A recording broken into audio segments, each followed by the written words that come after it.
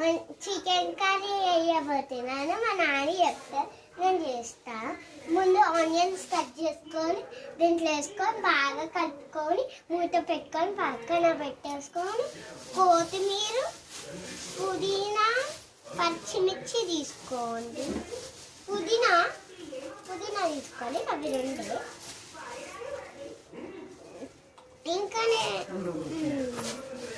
ఇంకా ఇది మసులుతుంది, తీసేసి వేస్తా. నానైతే అలా నువ్వు బయటికి వాటి